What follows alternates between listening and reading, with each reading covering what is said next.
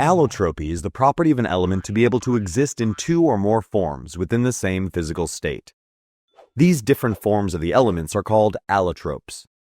To understand this better, let's consider the example of Lego bricks. All Lego bricks are the same, but you can build a superhero, a truck, a mansion, or even a space shuttle, depending on how you connect them. All of these structures are entirely different from each other, but they are in solid state and all come from the same Lego bricks. This is quite similar to how allotropy works. Carbon, the sixth element of the periodic table, is a fundamental building block of all life. Due to their structure and the presence of 4 electrons in their valence shell, carbon atoms can form unique bonds with each other to create different structures. As a result, carbon has several allotropes, with the most well-known being diamond, graphite, and Buckminsterfullerenes. All these allotropes consist of carbon atoms, but they're arranged in varied ways, which gives rise to such different structures and, consequently, vastly dissimilar physical and chemical properties. Let's talk about diamonds first. Diamond is one of the hardest materials on Earth because of its unique structure. Each carbon atom in a diamond forms 4 covalent bonds with other carbon atoms, creating a strong, rigid, tetrahedral crystal structure.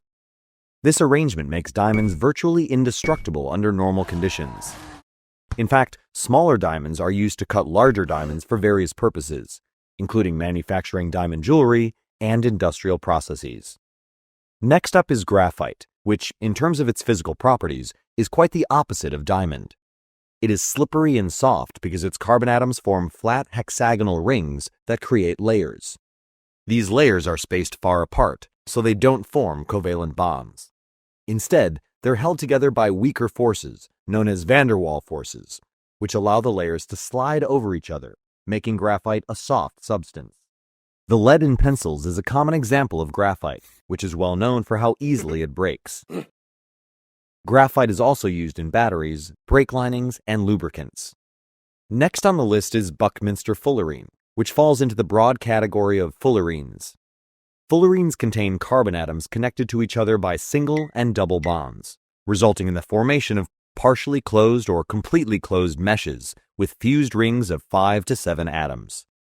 Fullerenes can have different shapes, including tubes, hollow spheres, and ellipsoid-like forms. The closed fullerenes, due to their shape resembling a soccer ball, are also called buckyballs. Similarly, cylindrically shaped fullerenes are also called buckytubes or nanotubes. Buckminsterfullerene is the most well-known naturally occurring fullerene. It can be found in trace amounts in soot. It is also the most well-known member of the Fullerene family and is named after an eminent American engineer and inventor, Richard Buckminster Fuller. If you know in which year it was discovered, let us know in the comments below. Carbon nanotubes, a type of fullerene, have amazing electrical properties and considerable strength, making them formidable candidates for various applications, including nanotechnology and advanced electronics.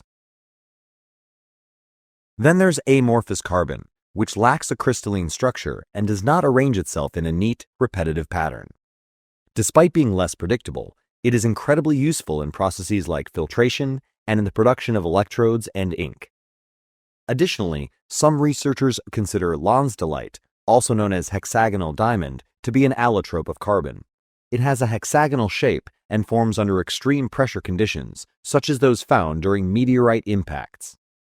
The versatile nature of carbon atoms results in the existence of other rare allotropes of carbon, particularly at high temperatures or extreme pressure conditions, which are still being discovered today.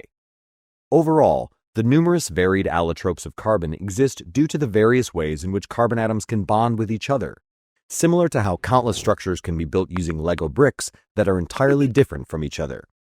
Carbon's allotropes illustrate the element's versatility and importance in both nature and technology, rightfully earning carbon a place as one of the biggest superstars in the realm of chemistry.